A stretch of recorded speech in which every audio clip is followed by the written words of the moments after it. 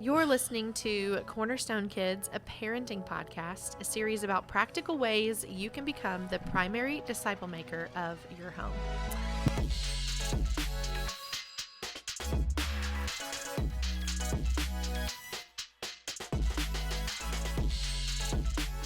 Hey guys, I am Jessica.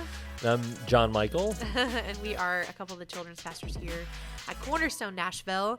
And we just like to bring parenting topics, tips, tricks, things we've learned from friends, parents around us doing children's ministry, working with children, just things that we've kind of learned. And we want to share it with you and hope that you like it. But today we're talking a little bit about positive role modeling for your children, being a positive role model, finding people that are positive role models, and just what that looks like. I mean, it's the fruit of the Spirit, obviously, you know, having that in your life as a Christian, that's probably like top tier. But there are other things, practical ways that you can accomplish some of those things for your kid. So we're talking about how to do that. We want to be, I mean, every parent wants our children to be well-rounded when they grow up. We want them to be intelligent. We want them to be kind to others. You know, when I see my kid the other day, we were leaving a restaurant and he opened the door for an elderly couple. And I was just like, oh, like my heart was just like, oh, okay. And I don't know how many times, you know, I've listened to my husband go, you need to open that door for them. Like open that door and do those things. But when they finally start to catch on, you're kind of like, okay, good. We're like teaching them and they're understanding. But there's qualities that we want to give them. We want them to be kind people. We want them to be liked. We want them to just be good friends, and to love Jesus above all else. And so how do we do that? Well, I guess I'll give a couple. So with positive role models, I can talk about how we as parents can be a positive influence in our child's life. Obviously, that's our goal. We want to, be moms and dads of integrity that display our relationship with Jesus with our words and our actions inside our home, outside our home, at church, and when we're not at church. But then also looking at like, okay, as where my child's at now and as they get older and their sphere of influence begins to expand, who are some positive influences and how am I investigating the people that speak into their life?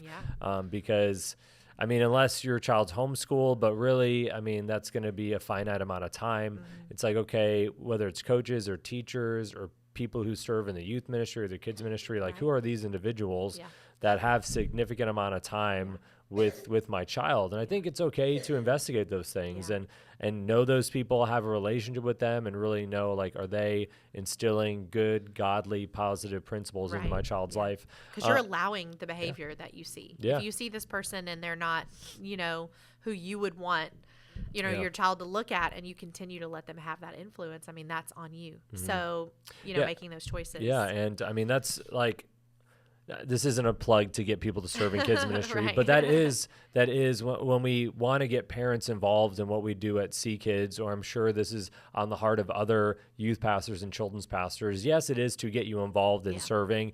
We are called to serve as believers. It is a form of worship, but it's also so that you can get a look behind the curtain. You can meet the people that are ministering to your children on Sundays and Wednesdays, because we want it to be like an open door type thing. Like, hey, come see what we do. Come see who's serving on the preschool floor, on the elementary floor. Get to know these people, because they do have an active role in your child's life, and they love you. And we want you to have a connection with your child's teacher, with those who lead worship, with those who do sound. I think it's good and healthy to know and have a good relationship with the people that are pouring into your children here at church. And so the same thing goes for schools. If your child is involved in a private or a public school, parent-teacher conferences, I would be at all those. Yes, go. Know the teachers. Same thing with sports. Attend practices, attend games, get to know the coaches on a first name basis, participate. One thing I loved is my dad. He wasn't like the main coach, but he would be involved and be around, so he could get to know my baseball coaches and my soccer coaches. He would come to Royal Ranger like powwows. He hated that stuff. We're from Chicago. We do not camp. We're not an outdoors family, but he would go even though every time it rained, so he could know, okay, who are the Royal Ranger leaders? I want to get to know them. I want to be a part to know like who's pouring into my son or my son's lives. And so I do think it's good to be involved and kind of vet, but also build relationships with those key influencers, whether it's a church, a coach, a parent, a teacher. I mean, all of these people have a significant amount of time with your children, and you want to know, like, are these people positive role models? Right. They most likely are, yes, yeah. but it's good to verify that, to know that, because they're speaking into your child's life, and you shouldn't pull the shade over your eyes or just assume things are going well. Yeah. You should, be a part, pay attention. Well, and as long as you're, too, you don't even have to say out loud the core values of your home, but what you are allowing and your actions support that for your child. When your child grows up, they're going to remember, these are things we did. These are things we allowed. This was something that my dad did that I really loved. Just like you were just saying here, this is something that I appreciated about my dad, being involved in all of those things. I see online, and I kind of made a joke about it, but I don't want to be that, that mom that was like, millennials are kind of making fun of like that parent that was like, oh, this was my mom at home. And she was like, ah, and then like, this is my mom at church. And she like was, nicer when she's speaking to other people. I want to be that same person. I want to have that integrity for my kids and make sure that I am being that role model for them. And it is hard. I mean, you have good days, you have bad days, but it's important. One of the things that I wrote down when thinking about being a positive role model is being authentic, but also being transparent with your kids, because they're going to pick up on just everything you do, your actions, not just your words, your actions, your facial expressions, everything that you do, they're going to pick up on. And we've had some very like candid conversations about, popular singers. And my kids would be like, oh, well, this kid at school said that this is their favorite person, this is their thing. And I'm like, well, we don't listen to that because, and they ask questions. They will ask questions about that. Well, what do they believe? What do they do? What's not okay? And I will find my children like wanting to know, this isn't what we do and why. And so I think being transparent about that, not in a demeaning way and not in a bad way, but just being like, because we love God and because God's word says A, B, and C, we want to make sure that we're doing that. And this person isn't really acting that way, so we don't want to do that. And so having those conversations of the biblical truth of what you believe, that foundation is going to help your child understand, okay, this is what I need to do, this is what I don't need to do, and it'll help them in choosing that person, because they've never spoken to this, singer or actor or somebody that they've seen on TV, but they can still be a role model. And so helping your child decide what a good role model is in those people is important as well. I guess my kids are young, so I don't really, I'm like, I haven't even really ventured into that world. Obviously, being a children's pastor, I know there are a lot of, you could say role models or influencers, people who influence our child's lives. And I mean, there's a lot of garbage out there. And so as a parent, it's good to vet, hey, what's my child listening to? What are they watching? Well, I even know you guys they got had YouTube watched something for a while, and then you were like, okay, this is going a weird way. And so we're going to, this isn't holding the principles that we thought it did. And so you turned it off. I mean, doing that for your young kids too. My 2.5-year-old, sorry, you can't watch this anymore. You can't watch this, Yeah, this is out. But and I mean, there's a ton of good content. I mean, obviously, we shouldn't live in so much fear that it's like, all right, we're shutting out all media. Our child cannot touch any of that. I mean, there can be a debate on like, maybe my 6-month-old doesn't need to be watching YouTube, obviously. 100%. But like Yippee app is great. I mean, and again, I watch a lot of the Yippee shows with my daughter, and all of them have some type of faith content in it. And even if a show doesn't outright talk about Jesus, there's still good biblical principles or good, just clean, like a clean 15-minute episode show. And so I can know, hey, I can put this on. My daughter's interested. It's fun.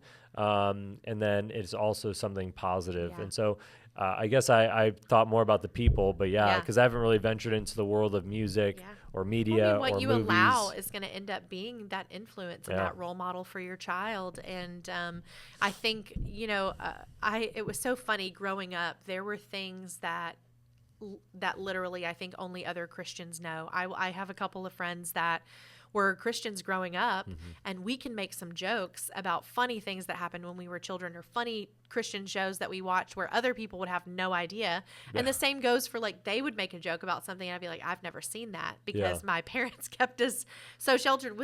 It's not necessarily a bad thing, but what I do appreciate is that nowadays there is so much for the Christian parents, so much faith-based stuff where if we're going to do that, is there a faith-based option, you know, instead of like all of this other stuff. Now, again, don't, you know, turn off Saturday morning cartoons, like, and fun stuff like that. But make sure that if you know, and you'll know if it's getting too much, if you're spending too much time in those things that aren't glorifying God, you'll be like, okay, we need to reel this back in and just switch it over to something that is, and your children will appreciate that. I appreciate that. My knowledge of the Lord, I feel like I have an extensive background just because of the things that I was exposed to while I was a child, the books I was exposed to, the things that my mom would read to me, the time we spent together talking about certain things. Those are things that I'm super appreciative of. And I know that my mom did everything in her power to just continually put in front of me positive, you know, role models, whether it be music, whether it be TV, you know, books, characters, people from church, friends. Like, she would pick my friends sometimes. And, you know, it's not until you're older that you go, that was a really wise choice. Yeah. You know, you see the wisdom and that leading of the Holy Spirit when you're like, I don't think we're going to, you know, pursue this friendship. And that's okay. Yeah. No, I think, I agree with all that. Yeah. And one, kind of go back to like the people I was talking about, my dad kind of being a part of like the extracurriculars we did. My wife and I have even started doing that a little bit. So our daughter's in gymnastics now. And so we're there, we talk to the coach, and we're like, some parents check out and they're like on their phone, whatever, but I'm like watching how the teacher's interacting. Are they kind? Are they uplifting?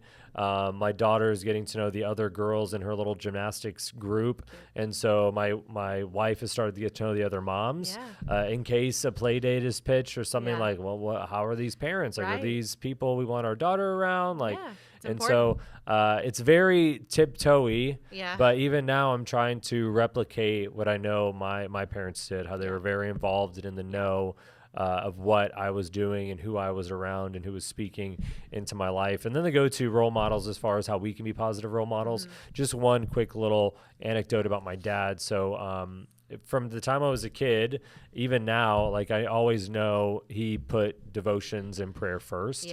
And that's a principle I try to apply. Even growing up, I'd be like, he would say, well, hey, you need to do your devotions first. Like, it should be the first thing. Give God your best. Give him your first. And I can read my Bible later. I can sleep in. But now I really try. Like, I think that was a good thing. Even now, like, my parents come stay at our house, and I'm usually up early because of our son. I like to get things prepared. Wake up around 5:15, 5:30. But my dad is up at 5:45, 6, and has his Bible and comes out and joins me in the living room. And I'm 36. And from the time I can remember seeing him when I was in early elementary school till now, he still does that. And that's a positive attribute and something he's continually challenged me with. Now, again, as a parent, you know, the ebbs and flows of life. Like yesterday, I was able to wake up in time and do my devotion at 5:30-ish, pray and have a good half hour before my son woke up. Today, he woke up early. And so I listened to a couple worship songs while getting his bottle ready and then got him. So it wasn't what I was hoping for, and don't beat yourself up. But that was an attribute. That was a discipline that my dad always showcased or showed us and lived out. And so I think that's very positive. And I think there's plenty of things we can do as parents that are positive disciplines that our children see. They may not implement at the moment, but they see it. And as it's a continued thing we do each and every day, it'll become more ingrained in them. And as they get older, they understand it probably will become something they also apply to their life. Yeah, ours, it's a weird one, but before anything else, when we get up, is making our bed. And it's because of the procrastination of, I'm just going to lay back down, or, I'm going to do this. But if you get up and you're like, let's make the bed. And then it's like, all right, our day has started. There's no, like, we're getting back in bed, you know. But like you said, the ebb and flow of everything, having a sick kid for a week is that's not what Sure. it ends up being. But He ain't it's trying to not make all his the bed. time. No, no. He's basically taking the entire bed and transferring it to the couch in the living room, and then I'm spraying everything with like thieves oil because I'm like, get out of here. But yeah, so it's different for every person. But yeah, it's important to, you know, whatever you feel, and a lot of times, like you're saying, your past really influences, you know, your decisions now and what your children will do. And that's important, deciding what you're going to take from your past as well to be that role model.